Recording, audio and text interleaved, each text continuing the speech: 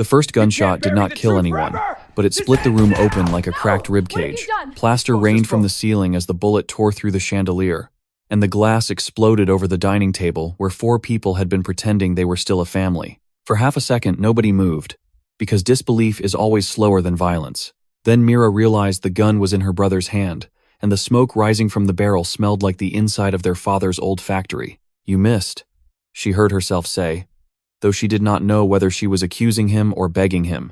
Daniel did not answer.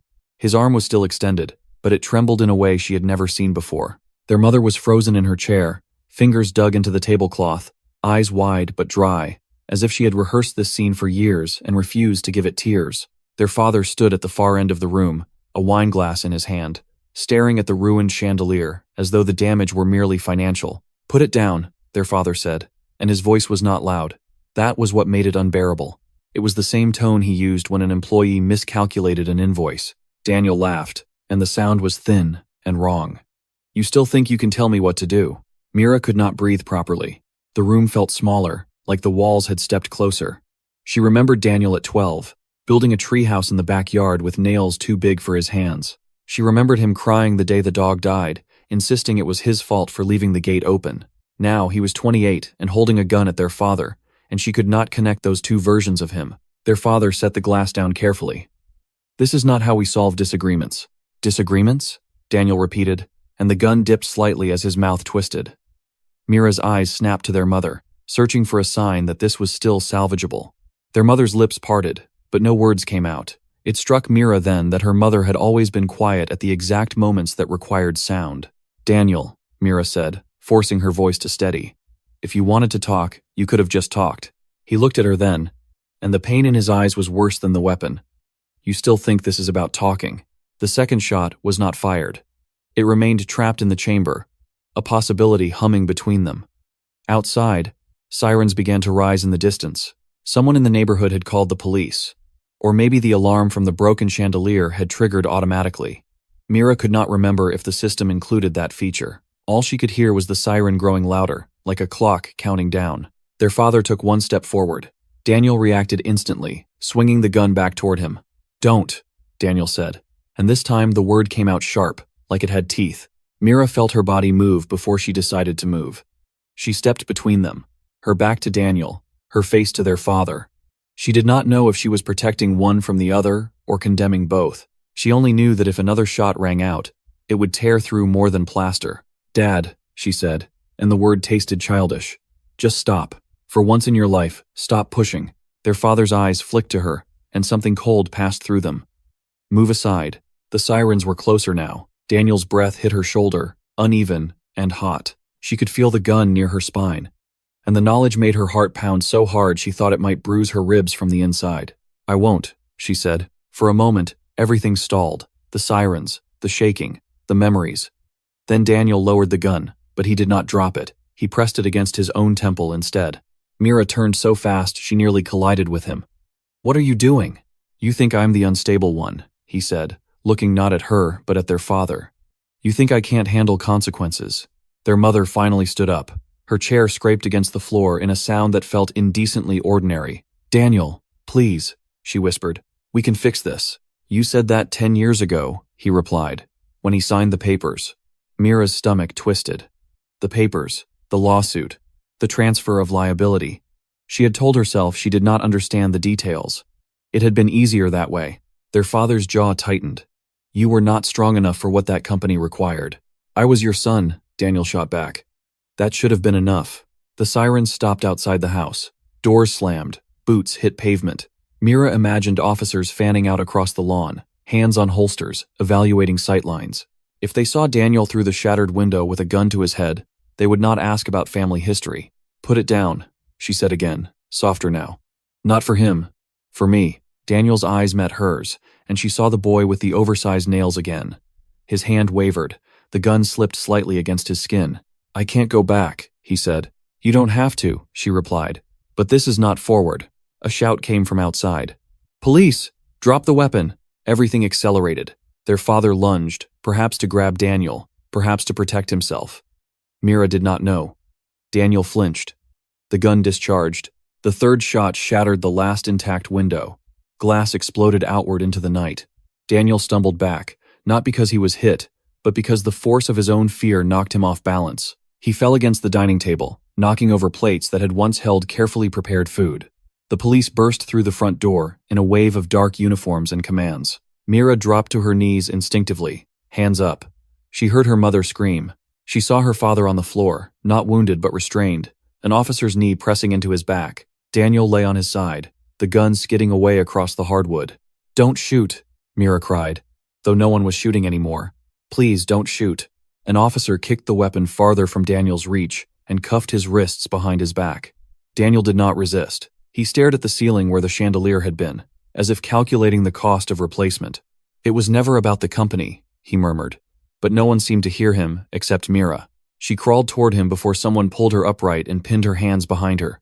"I'm not armed," she insisted, but the metal bit into her skin anyway. The humiliation burned almost as much as the fear. As they were led outside, neighbors stood on lawns in bathrobes and bare feet, phones raised like witnesses at an execution. Mira felt the weight of their gaze and wondered which version of the story would circulate by morning. The unstable son, the ruthless father, the hysterical daughter. There would be no room for complexity. Daniel turned his head slightly toward her as they were separated. "I told you it would collapse," he said, not accusingly, but with a strange, exhausted certainty. "You didn't have to make it collapse," she replied, though even as she spoke she knew she was lying. The structure had been cracked long before tonight. They placed Daniel in the back of one cruiser, their father in another. Mira and her mother were left standing in the driveway, wrists finally freed but dignity stripped. The front door of the house hung open behind them, light spilling out like a confession. Her mother touched her arm. "You should have stayed out of it." Mira stared at her. "Out of what? Our own family?" Her mother's face tightened. "You don't understand the pressure he was under." "And Daniel wasn't?" Mira demanded. "You think only one man in this house has pressure?" Her mother looked away, and in that avoidance, Mira saw the true shape of their history. It had always been about protecting one at the expense of another. Tonight was simply the first time the imbalance had made noise. The police asked questions separately. Mira answered mechanically. Yes, that was her brother.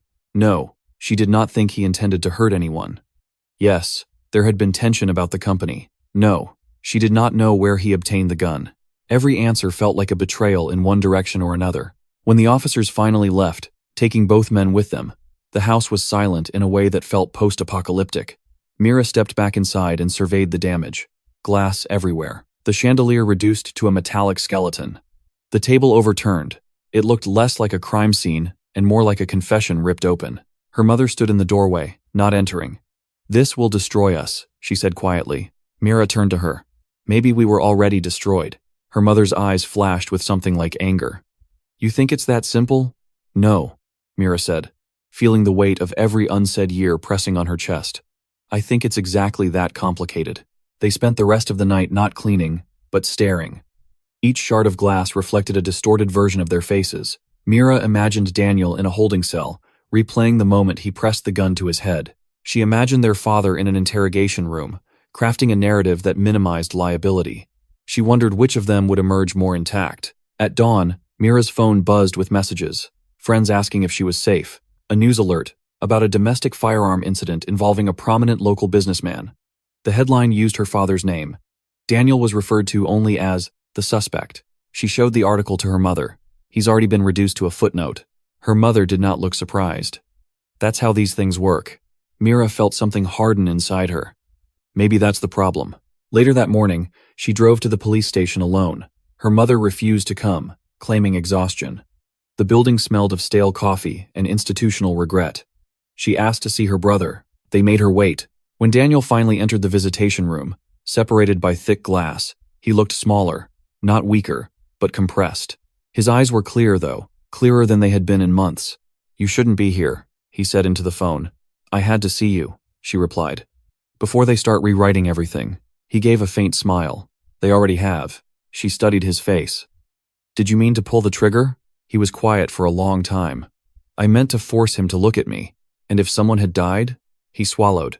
"Then at least it would have been undeniable." Mira felt anger rise, sharp and immediate. "You think death is clarity?" "I think silence is worse," he said. She wanted to argue, to condemn him for risking everything, but the truth coiled in her stomach. They had all been silent for too long, Silence about the lawsuit that shifted blame onto Daniel when the factory accident happened. Silence about the employees injured. Silence about the way their father had called it a necessary sacrifice. "You can't fix it like this," she said. "I wasn't trying to fix it," he answered. "I was trying to break it so badly that no one could pretend anymore." The words lodged inside her. Break it so badly. She realized then that Daniel had not come home to kill anyone. He had come home to force exposure, even if it meant burning himself down with it. "They're going to charge you," she whispered. "I know. And Dad will hire the best lawyers." He nodded. For himself, the implication hung heavy between them. Mira gripped the phone harder. "What do you want me to do?" Daniel's gaze softened. "Don't let him bury this again." The guard signaled that time was up. Mira pressed her palm to the glass. Daniel did the same on the other side. For a moment, the barrier felt thinner than it was. As she left the station, she knew one thing with terrifying clarity. Saving her brother would mean destroying her father. And destroying her father would unravel everything their family had built. The house, the reputation, the carefully curated legacy. There would be no clean choice. She stood in the parking lot, the morning sun harsh against her eyes, and realized that the gunshot had not been the real beginning. It had only been the sound of something long, rotting, finally collapsing under its own weight. The rot had started years ago. Maybe the day of the factory accident. Maybe earlier. Maybe the first time their father chose reputation over responsibility. She tried to pinpoint the exact fracture, but memory did not work like that. It blurred edges to protect the living. Her phone vibrated again. This time it was her father's lawyer, a man named Hargrove who had attended more of their family holidays than some cousins. "Mira," he said, his tone coated in practiced sympathy. "Your father would like you to come by the office this afternoon." "He's in custody," she replied. "Temporary. We expect that to change very soon." The certainty in his voice chilled her. "And Daniel?" A pause. "Your brother is in a more complicated position." Of course he was. Mira stared at the police station doors, as if Daniel might re-emerge simply because she refused to move. "I'll come," she said finally. Hargrove's office overlooked the river, the kind of view that suggested stability. Her father was already there when she arrived, out on bail, his suit immaculate, his expression composed. If she ignored the faint bruise on his cheek from being pushed to the floor, she could almost believe the night had been exaggerated.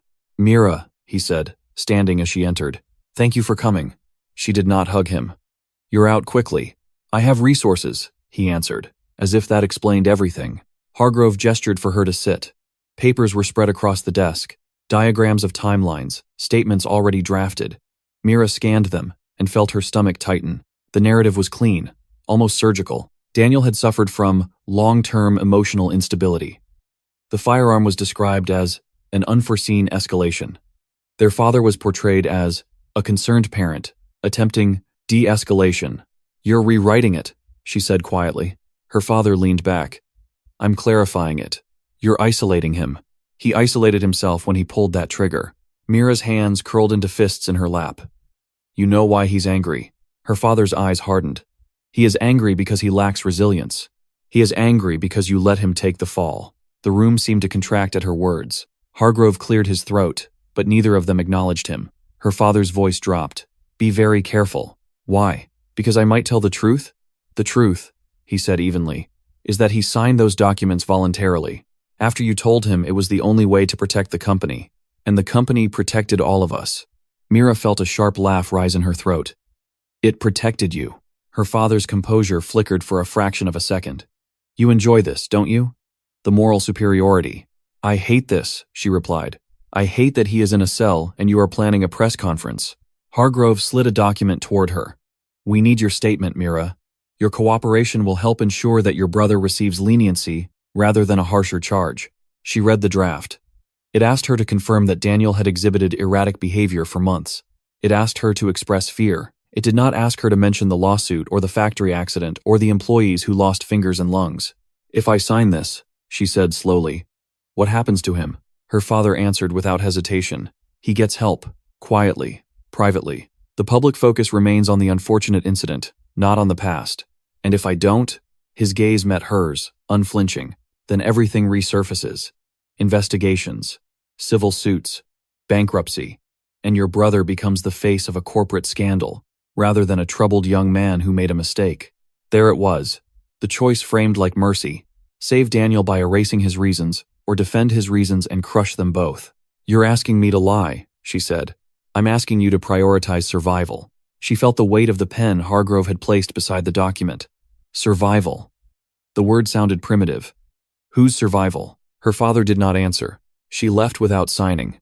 Outside, the river moved steadily, indifferent to family implosions. Mira leaned against the railing and tried to think like a strategist instead of a daughter. If the factory accident was investigated again, dozens of former employees would testify. Some would side with her father, grateful for severance packages. Others would speak of intimidation. Daniel's name was on the liability transfer because he had been the acting operations head that year. He had trusted their father's assurance that it was temporary, procedural. She remembered the night he signed. He had been pale, hands shaking slightly, but he had said, "Dad knows what he's doing." Mira had believed him. She had wanted to believe him. Her phone buzzed again. This time it was an unknown number. She answered cautiously. "Is this Mira Lawson?" a female voice asked. "Yes. My name is Elena Cruz. I used to work at your family's factory." Mira's pulse quickened. "How did you get this number?" "It wasn't hard. I saw the news. I thought you should know that some of us never forgot." The words carried neither accusation nor sympathy, just a steady resolve. "Forgot what?" "The settlement conditions. The non-disclosure agreements. The way your brother came to see us afterward." Mira straightened. "He visited you?" "Yes. After the accident. He apologized. Said he would fix it." The admission hit her like a delayed blow. Daniel had never told her that. And did he? Elena hesitated. He tried, but he didn't have the authority. Mira looked back at the office building where her father was likely already crafting another narrative. "What do you want from me? I want you to know that if this goes public, you won't be alone." The offer felt dangerous. Why help us? Because we were told to keep quiet, and silence is a slow poison. After the call ended, Mira felt both strengthened and more terrified. Allies meant escalation. Escalation meant destruction. She imagined her father's empire unraveling thread by thread, each lawsuit a new tear. That evening, she returned home to find her mother sitting in the dim living room, lights off, television muted. "He wants you to reconsider," her mother said without preamble. "I know. You don't understand what bankruptcy would mean. I understand what prison means," Mira replied. Her mother's face tightened. "Daniel will not go to prison. Your father will see to that." "At what cost?" "At the cost of honesty," her mother snapped, surprising them both with the sharpness of her tone. "Do you think I don't know what happened? Do you think I don't lie awake remembering those workers' faces? But we survive by controlling damage." Mira sat across from her. "You call this survival? We just had guns in our dining room." Her mother looked at her, eyes glossy but still refusing tears. "Your father built everything from nothing. He cannot bear the idea of losing it." "And Daniel?" Mira pressed. "What can he not bear?" Her mother's silence returned, thicker than before. The next morning, news vans lined the street. Reporters spoke into cameras about a family dispute rooted in business tensions.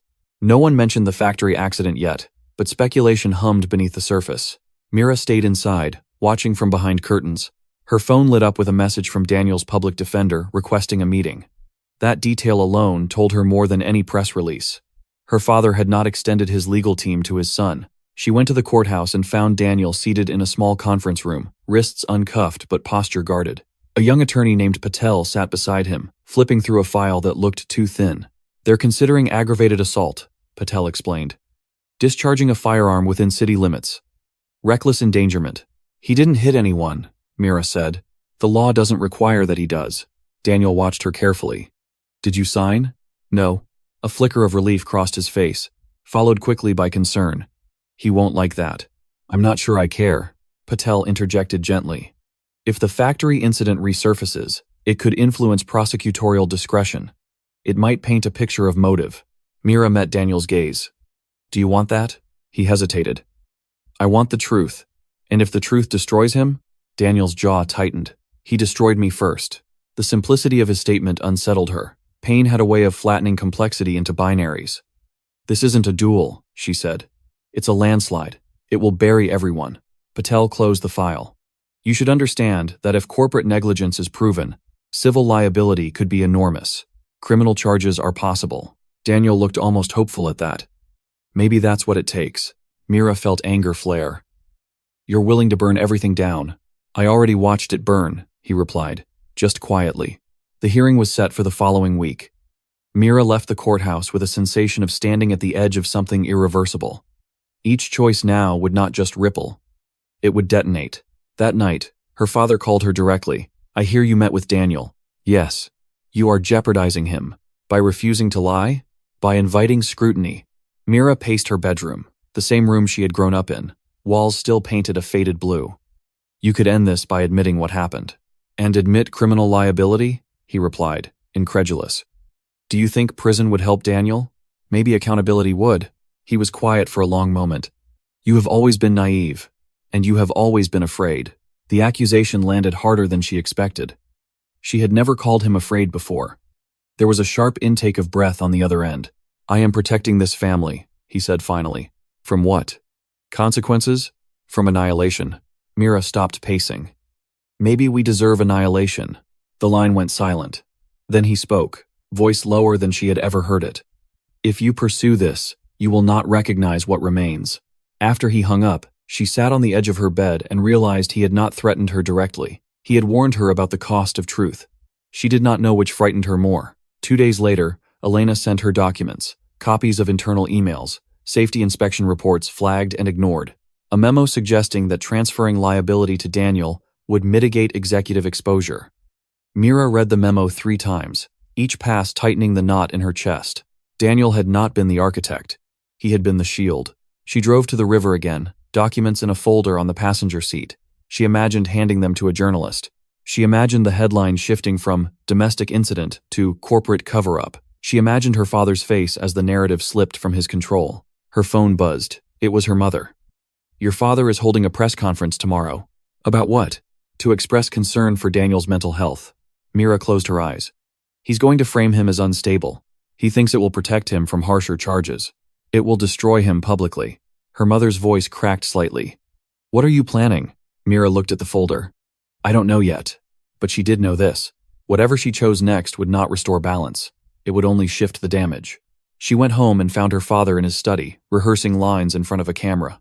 "My son has struggled privately," he was saying. "We are committed to getting him the support he needs."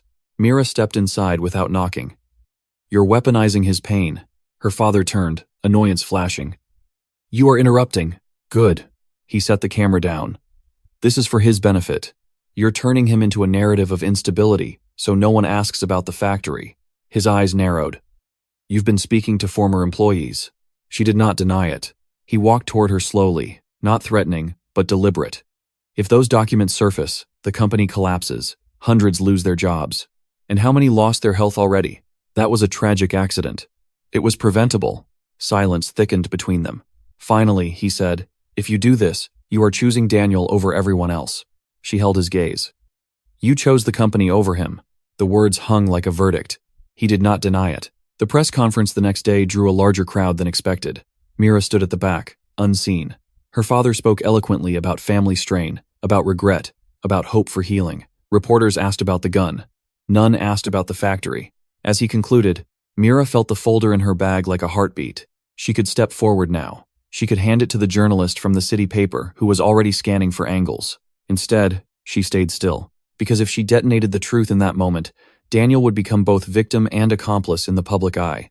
The complexity would vanish. He would be reduced again, this time not to a footnote, but to a scapegoat reborn. She realized then that timing was a weapon too. That night, she visited Daniel again. He held a press conference, she told him. "I saw," he said. "They let me watch." "How did it feel?" "Like being dissected while alive." She swallowed. "I have documents." His eyes sharpened. "Proof?" "Yes." "And you haven't released them?" "Not yet." He studied her. "You're calculating." "I'm trying to avoid collateral damage." He leaned back. "There will be collateral damage no matter what." "I know." He exhaled slowly. "I don't want you to ruin your life for me." She almost laughed. "It's already ruined." "No," he said firmly. "It's just complicated." She pressed her hand against the glass again. "If I expose him, it won't just be business, it will be war." Daniel's expression did not waver. "It's already war. We just haven't admitted it." The guard signaled time again. As she stood to leave, Daniel added, "Whatever you choose, make sure it's because you can live with it, not because you're trying to save me." The words followed her out of the building and into the dark. Live with it. She wondered if any of them truly had. Back at home, she found her mother in the kitchen, staring at a stack of old photo albums. He was so proud when Daniel graduated, her mother murmured. He said the company would be in good hands. And then he panicked when something went wrong, Mira replied. Her mother nodded faintly. He has always believed that weakness is contagious. And what does that make us? Her mother closed the album. Evidence. The house felt heavier than ever.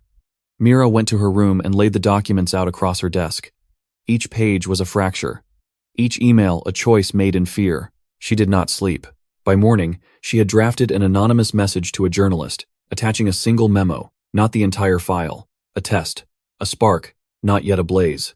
She hesitated before pressing send, knowing that once released, even partially, the story would move beyond her control. Her finger hovered. Then she pressed. The email whooshed away, and with it, the illusion that she could remain neutral. For several seconds, nothing happened, as if the world needed time to process the decision. Mira stared at her laptop screen, half expecting it to flicker with some immediate consequence. Instead, there was only the soft hum of the house and the distant sound of traffic beyond the river. She closed the computer slowly, as though the act might delay what she had just set in motion. Her hands were steady, but her thoughts were not. She had not sent everything. Just one memo. Enough to raise a question. Enough to force someone curious to dig. Her phone rang before noon. It was not the journalist. It was her father. "You sent something," he said without greeting. Mira's throat tightened. "I don't know what you're talking about." "Don't insult me," he replied, voice low and controlled. The Herald called, asking about an internal memo regarding liability mitigation. So it had moved faster than she expected. "And what did you tell them?" "That documents can be manipulated." She exhaled slowly. "You sound prepared." "I am always prepared." There was no anger in his tone, which unsettled her more than if he had shouted. "If you escalate this," he continued, "you will not just hurt me. You will hurt your mother. You will hurt yourself." "You already hurt us," she said quietly, silence stretched, heavy, and deliberate. "Come to the house," he said finally. "We need to speak in person." "I am at the house." Another pause. "Then come to the study." She walked down the hallway, feeling as though she were approaching a negotiation table in a foreign country. The study door was open. He stood by the window, looking out at the yard where Daniel had once built that crooked treehouse. "You always were the observant one," he said without turning. "And you always underestimated that," she replied. He faced her then. There was fatigue around his eyes now, faint but visible. "You think you are exposing corruption. You are exposing strategy. Strategy that sacrificed your son. Strategy that prevented total collapse." She stepped closer. At what point did he become expendable? His jaw tightened. He was not expendable. He was replaceable, she corrected. The words struck. He did not deny them immediately, and that hesitation was louder than any confession. "Leadership requires difficult decisions," he said at last. "And fatherhood?" His composure cracked, not dramatically, but enough.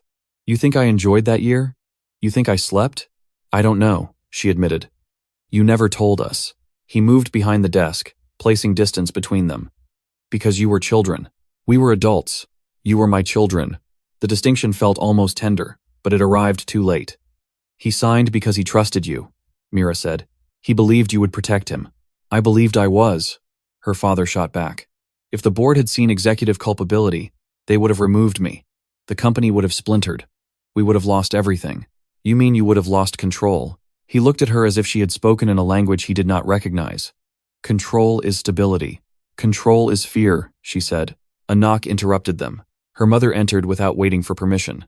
"The Herald published something online," she said, holding her phone out. Mira's pulse surged. "Already?" Her mother nodded, eyes flicking between them. "They're calling it preliminary evidence of internal risk shifting. It's cautious, but it's there." Her father took the phone and scanned the article. His expression remained unreadable. "They do not have enough," he said. "Not yet," Mira replied. He looked up sharply. "How much did you send?" "Enough." Her mother sank into a chair. "This is spiraling." Mira felt it too. The sense of acceleration. It was already spiraling. Her father set the phone down carefully. "You have until tonight to decide whether you intend to go further. If you do, I will respond accordingly." "Respond how?" she demanded. He met her gaze. "By protecting what I can." The threat was subtle, but real. She left the study feeling the weight of it pressing against her spine. Protecting what he could might mean distancing himself from Daniel publicly. It might mean positioning Mira as the unstable one. It might mean turning the board against her. Her phone buzzed again. This time it was the journalist, a woman named Karen Liu. Miss Lawson, she said, voice brisk but measured. I assume you're aware of the article. I am. We'd like to speak further, off the record. Mira hesitated. I can't promise full disclosure. I'm not asking for it. I'm asking for context. Context. The thing Daniel had tried to force with a gun. When? Mira asked. Now would be ideal. They met at a cafe far enough from the house to avoid cameras. Karen was younger than Mira expected, sharp-eyed, already typing notes before Mira finished sentences. Why now? Karen asked. Why release a memo after the incident? Because the incident wasn't isolated, Mira replied. You're suggesting motive? I'm suggesting history. Karen leaned back. You understand that if this escalates, your brother's legal strategy becomes complicated. I know. Is that your intention? Mira felt the trap in the question. My intention is not to let him be reduced to a caricature. Karen studied her for a long moment. Do you have more documents? Yes. Enough to establish systemic negligence? Enough to raise doubt about the official narrative. Karen closed her notebook. Doubt is powerful, but so is backlash. I'm aware. Are you prepared for your father to discredit you? The question struck closer than Mira wanted to admit. He might try. Try? Karen echoed. Mira met her gaze. He will. When she returned home, the atmosphere had shifted. The television was on now, commentators debating corporate ethics. Her mother stood by the window again, as if expecting a storm. He's calling an emergency board meeting, her mother said. Of course he is. He thinks you're being manipulated. Mira almost smiled. By who? By resentment. That would imply I don't have my own judgment. Her mother looked at her with something like pity. He believes loyalty is the highest virtue. And what do you believe? Her mother hesitated. I believe loyalty without truth is just obedience. The admission startled Mira. Then why have you obeyed him for so long? Her mother's eyes glistened. Because I was afraid of what would happen if I didn't. The honesty hung between them, fragile and late. That evening, Daniel called from the detention center. They're increasing the charges, he said. Because of the article? Because of public interest. Mira closed her eyes. I'm sorry. Don't be, he replied. If this exposes him, maybe it's worth it. Your lawyer doesn't think so. My lawyer thinks in terms of plea deals. And you? He was quiet. I think in terms of suffocation. She understood. I won't abandon you. I know. Even if this gets worse. It will, he said calmly. After the call, Mira felt the edges of exhaustion creeping in, but there was no room for rest. Her father emerged from the study late that night. The board wants assurances, he said. About what? That this is contained. And is it? He did not answer directly. If you release additional documents, I will be forced to make a statement. What kind of statement? One that clarifies the timeline of executive responsibility. She felt the implications settle like ice in her veins. You'll say he was fully in charge. I will say he held operational authority. Because you gave it to him. Because he wanted it. Mira stepped closer. He wanted to impress you. Her father's expression shifted, almost imperceptibly. Ambition is not a crime. No, she said softly. But exploitation might be. The next morning, another article appeared, quoting unnamed sources about internal safety concerns. The narrative was evolving. Daniel was no longer just a troubled son. He was now a former executive with a controversial history. Mira watched as the public conversation sharpened. Social media split into factions. Some defended her father as a visionary businessman targeted by disgruntled employees.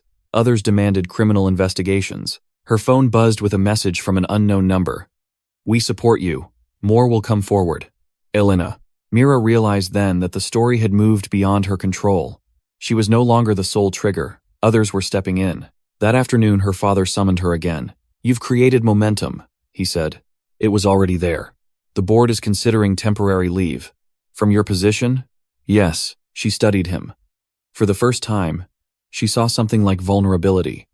Are you afraid? She asked quietly. He did not deny it this time. Yes. The admission did not soften her as much as she expected. Then imagine how Daniel felt. He looked away. If I step down, he said slowly, will you stop? The question was not a demand.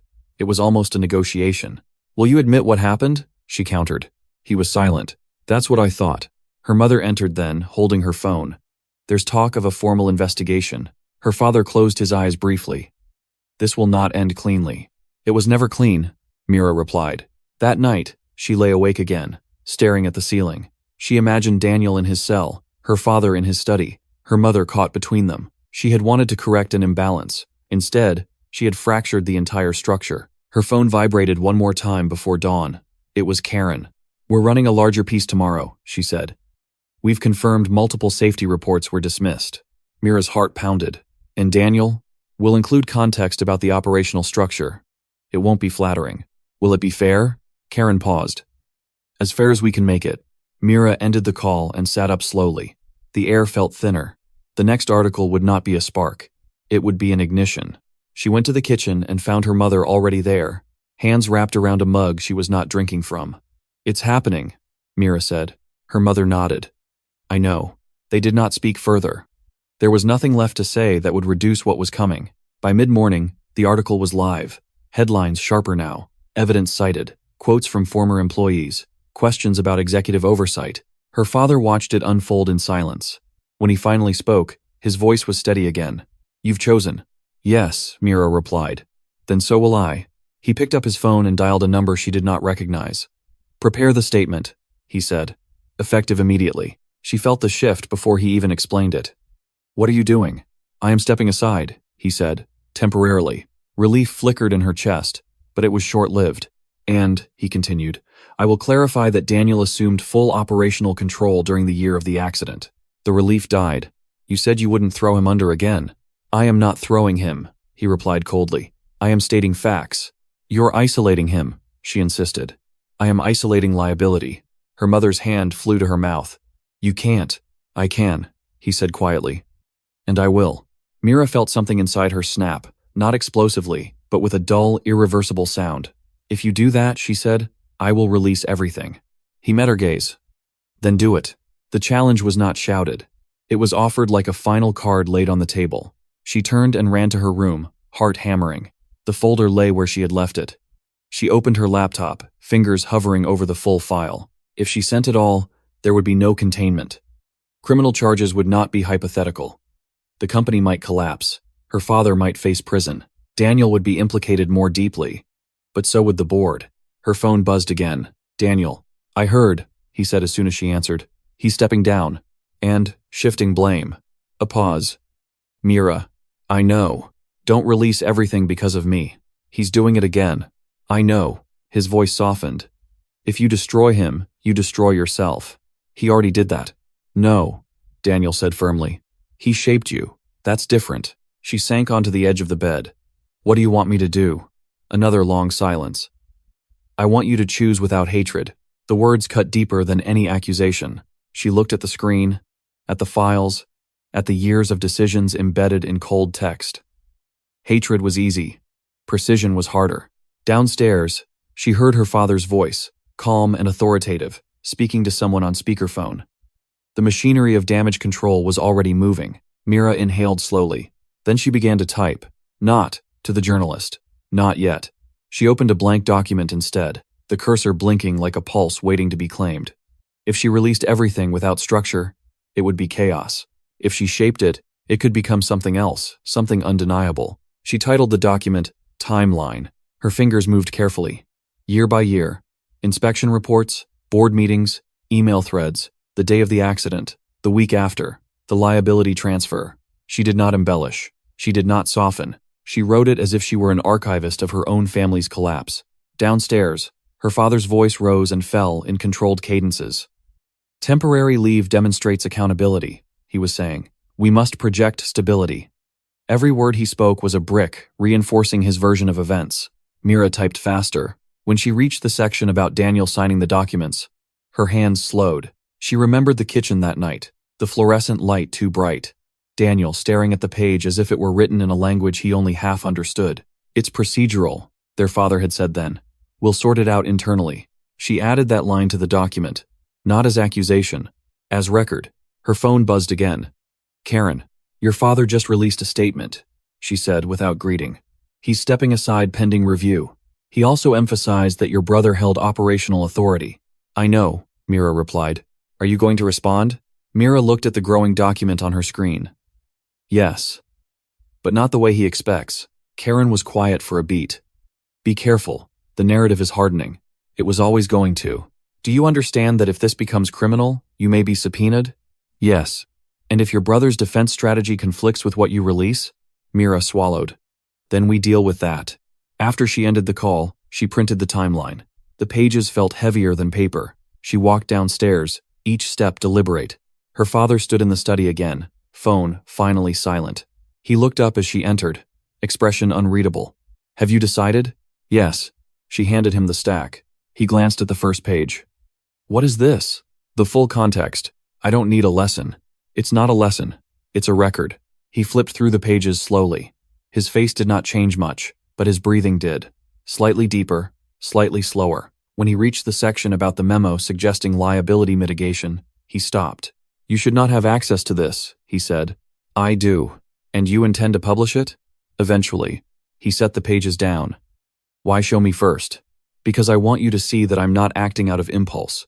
And what are you acting out of? Refusal. To protect me? To protect the truth. He leaned back in his chair. Truth is rarely pure. Neither is loyalty. Their eyes locked. For the first time since the gunshot, neither of them seemed to be posturing. The air felt raw, stripped of rehearsed rhetoric. If I admit executive negligence, he said slowly, the board will move against me permanently. There will be investigations. The company could fracture. Yes. And Daniel? He becomes part of a larger system instead of the sole architect. That does not absolve him. No, she agreed. But it contextualizes him. He studied her face as if searching for something he had missed all these years. You think context is mercy. I think isolation is cruelty. Silence filled the room again, but it felt different now. Less combative, more exhausted.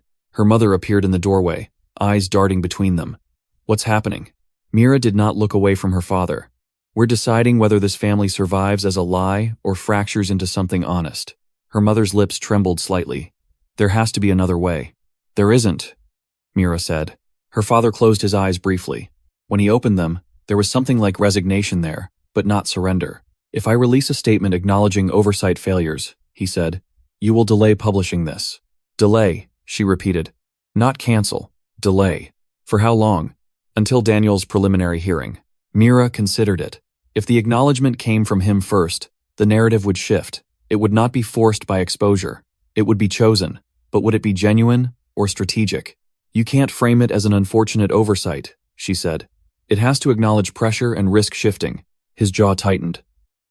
You are asking me to implicate myself. I'm asking you to stop pretending you weren't implicated. Her mother stepped into the room fully now. If you do this, she said to her husband, we face everything. He looked at her, and for a fleeting second, Mira saw the younger version of him, the man who had once promised her mother stability at any cost. I know, he replied. That evening, another statement was drafted. Not by Hargrove alone, but with Mira present. Every sentence was contested. Words like regret were debated. Responsibility was revised 3 times. Daniel called again as the draft took shape. Mira put him on speaker. He's considering admitting oversight, she told him. There was a long silence on the line. Why? Daniel asked finally. Because I showed him everything. And you trust that? I trust that he's afraid. Daniel exhaled slowly. Fear can make people honest. Or desperate, their father said quietly into the speaker. Daniel paused. Are you there? Yes, their father replied. The silence that followed was heavier than any argument. You're stepping down, Daniel said. Temporarily. And you're acknowledging failure. I am acknowledging complexity. Daniel let out a faint, humorless laugh. You always hide behind that word. And you hide behind anger, their father shot back. Mira cut in before it escalated. This isn't about winning. Daniel's voice softened slightly. Then what is it about? Preventing you from standing alone. Another pause. I never wanted you to fight for me, Daniel said to her. I know, she replied. I'm not fighting for you. I'm fighting against erasure. Her father listened, silent now. The revised statement went live the next morning. It was not a full confession, but it was no longer deflection. It acknowledged executive-level pressures that influenced operational decisions.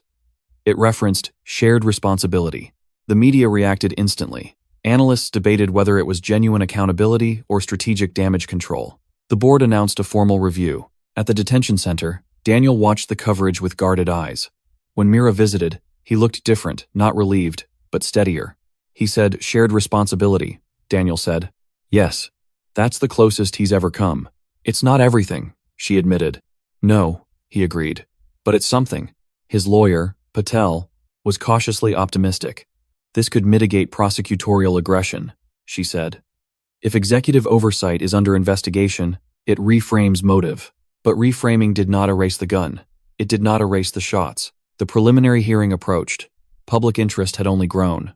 Protesters gathered outside the courthouse, some demanding justice for injured workers, others defending the company. Mira stood between factions, feeling neither fully aligned. She had wanted clarity. Instead, she had summoned complexity. Inside the courtroom, Daniel stood in a suit borrowed from a cousin. Her father sat several rows back, not in the front. It was a subtle gesture, but it did not go unnoticed. The prosecutor outlined the charges, emphasizing recklessness. Daniel's defense argued emotional duress linked to systemic pressure. The judge listened impassively. When the hearing adjourned, there was no resolution, only continuation. A trial date was set. Outside, cameras flashed. Reporters shouted questions. "Miss Lawson, do you believe your father is responsible? Do you regret releasing internal documents?" Mira did not answer. That night, the house felt emptier, though all three of them were inside. Her father remained in the study, but the door was open now. Her mother moved between rooms restlessly.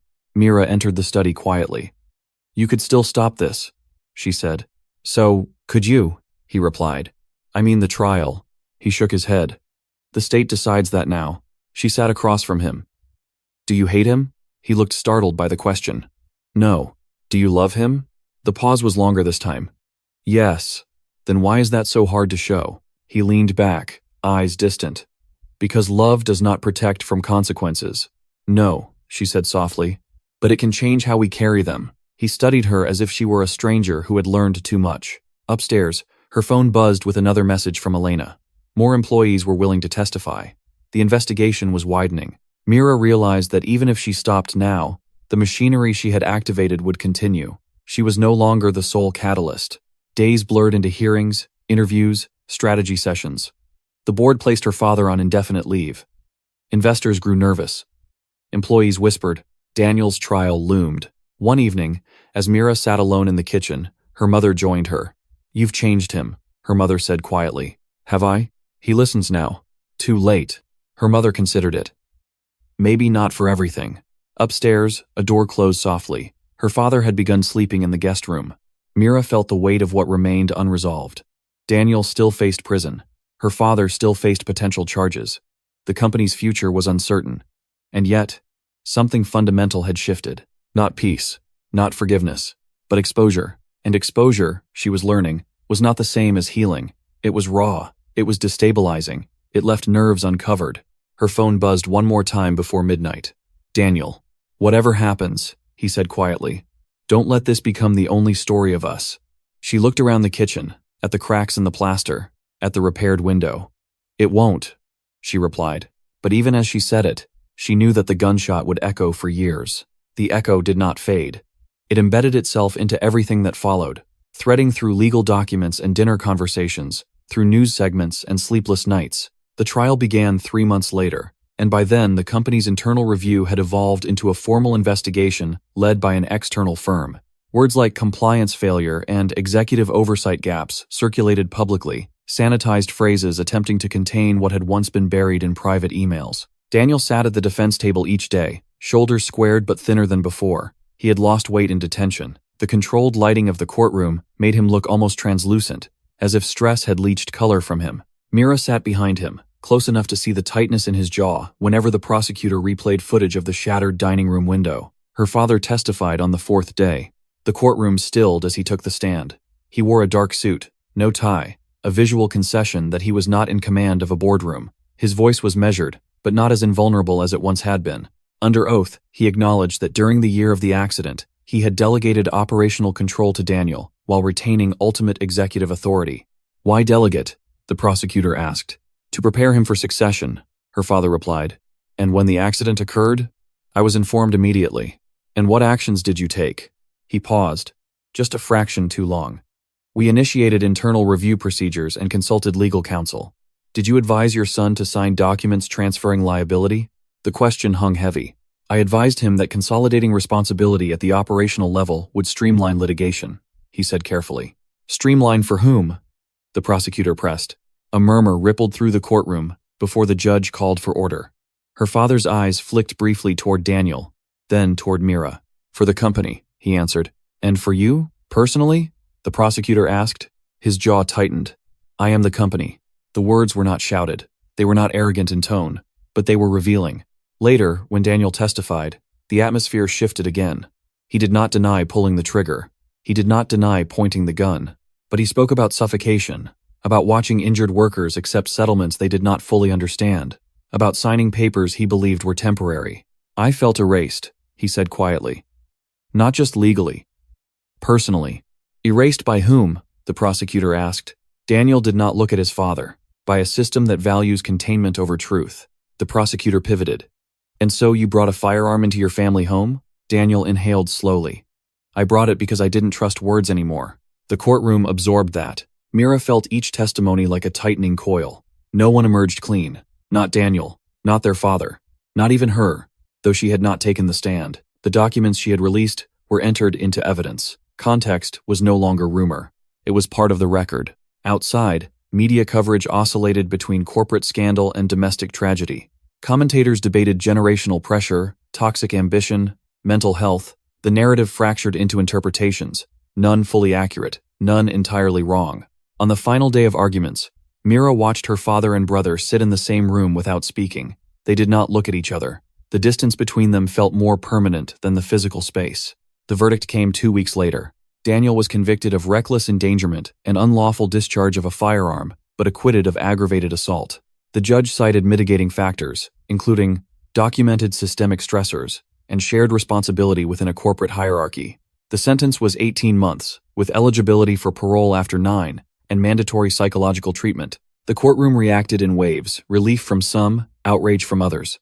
Mira felt neither. She felt only the solid thud of consequence settling into place. Her father's investigation concluded shortly after. The review found significant lapses in executive oversight. He was formally removed as CEO. The board issued a public apology and established a compensation fund for affected workers, larger than the original settlements. Criminal charges against him were considered but ultimately not pursued, though civil suits continued. The company did not collapse, but it changed.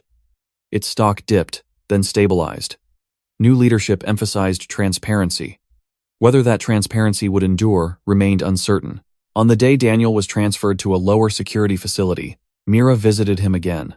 The glass barrier remained, but the tension had shifted. It's less than it could have been, she said. It's more than I wanted, he replied. Do you regret it? He considered the question carefully. I regret the gun, he said. I don't regret refusing silence. She nodded. He's no longer CEO. I heard, he testified. I know, they sat with that. Do you hate him? She asked quietly. Daniel's gaze drifted to the far wall. No, he said, after a moment. I hate what he chose. And now? Now I think he's learning what it costs. Mira pressed her palm to the glass again. It cost you. It cost him too, Daniel said. The nuance surprised her. You sound almost sympathetic. I'm not, he clarified. I'm just tired of pretending he's a monster. He's a man who was afraid of losing control. She absorbed that. After Daniel was led away, she drove to the river out of habit. The water moved as it always had, indifferent to trials and verdicts. She leaned against the railing and felt the exhaustion of months settle into her bones. Her father joined her unexpectedly. I thought you might be here, he said. She did not ask how he knew. They stood side by side without touching. He'll be eligible for parole in 9 months, she said. I will support that petition, her father replied. She glanced at him. Why? Because I owe him more than strategy. The admission was quiet but firm. Do you regret the documents? He asked after a moment. She considered. No. Even now? Especially now. He nodded slowly. You forced me to see something I had refused. And what was that? That protecting an institution at the expense of a person is not strength. The river carried their reflection in distorted fragments. Will you try to rebuild? She asked. The company? Everything. He exhaled slowly. I don't know if rebuilding is the right word. Maybe restructuring. She almost smiled. You still think in corporate terms. It's the only language I've been fluent in. Learn another. He looked at her then, not as an executive, not as a strategist, but as a father, uncertain of his footing. Teach me, he said quietly. The request was not dramatic. It was not redemptive. It was simply unfamiliar. Months passed. Daniel's letters became steadier, less jagged. Therapy sessions forced him to confront not just anger but grief. Grief for the version of his father he thought he had. Grief for the version of himself that had believed ambition equaled worth. Mira visited regularly. Sometimes they spoke about the trial. More often, they spoke about small things, books he was reading, the new structure of the company, their mother's quiet resilience. Her father attended family therapy sessions once Daniel was permitted monitored meetings. The first session was stiff, clinical. Words were measured. Eye contact was rare. In the third session, Daniel said, "You made me feel replaceable." Their father did not deflect. "I was wrong." The simplicity of the acknowledgement did not fix anything. It did not erase years, but it punctured something hardened. Mira watched them navigate fragile conversations, each sentence a careful negotiation between pride and vulnerability. There were setbacks. There were sessions that ended in silence. There were nights when she wondered if the exposure had only deepened wounds. The civil suits against the company dragged on. Depositions were taken. Financial settlements were negotiated. The compensation fund grew. Former employees spoke publicly, some bitter, some grateful, most complicated. The media moved on gradually, as it always does. Another scandal replaced theirs. Another trial filled headlines. But inside their family, the echo remained. 9 months later, Daniel stood before a parole board. Mira and her father both wrote letters supporting his release. The board reviewed his conduct, his therapy reports, the mitigating context. When the decision came parole granted, Mira felt a different kind of weight settle. Not relief. Responsibility. Daniel returned home under supervision, conditions strict but manageable. The house had been repaired, but some cracks remained visible if one looked closely. The first dinner together after his release was tense. The chandelier had been replaced with a simpler fixture. No one mentioned it. "I don't want to come back to the company," Daniel said at one point. Her father nodded. "You don't have to." The absence of argument felt almost surreal. "I don't know what I want yet," Daniel admitted. "That's allowed," Mira said. Her mother reached across the table and placed her hand over Daniel's. It was the first physical contact at a dinner in years. Later that night, Mira stood alone in the dining room. She imagined the gunshot again. The glass exploding. The sirens. She imagined an alternate version of events in which she had signed the original statement, in which silence had prevailed. In that version, Daniel might not have gone to prison. Her father might still be CEO. The company might never have established the compensation fund. The injured workers might still feel unseen, and the rot would have continued, invisible but intact. The cost of exposure had been high. It had fractured them. It had stripped them publicly. It had forced prison time and professional exile and therapy sessions no one would have chosen voluntarily. But it had also redistributed weight. Daniel no longer carried it alone. Her father no longer pretended he did not carry any. And Mira no longer stood between them as a shield, absorbing bullets that were never hers to absorb. The house was quiet now. Not silent in the suffocating way it had been before the gunshot, but quiet with awareness. Tension still flickered. Trust was not fully restored. Some scars would not fade. Yet when Daniel walked into the room and stood beside her, not speaking, just sharing the space, the echo felt different, still present, still part of them, but no longer detonating. "Do you think we'll ever stop hearing it?" he asked quietly. Mira looked at the repaired ceiling, at the faint line where plaster had been patched. "No," she said. "I think we learned to live with it." He nodded. Outside, the river moved steadily, indifferent as ever. But inside the house, the weight had shifted. Not erased, not forgiven, but redistributed enough that no one stood alone beneath it. And for the first time since the night of the gunshot, the silence that followed was not avoidance. It was space. Space to rebuild in fragments. Space to argue without weapons. Space to admit fear without disguising it as control. The echo would remain. So would the consequences. So would the memory of what they had almost lost. But the rot that had once hidden beneath polished floors had been dragged into light. And though the light was harsh and unforgiving, it allowed something new to take root. Not redemption, not purity, but an uneasy, honest ground on which they could stand without pretending. And that, Mira understood as she stood between her brother and her father in a house no longer pretending to be intact, was the only ending they were ever going to get.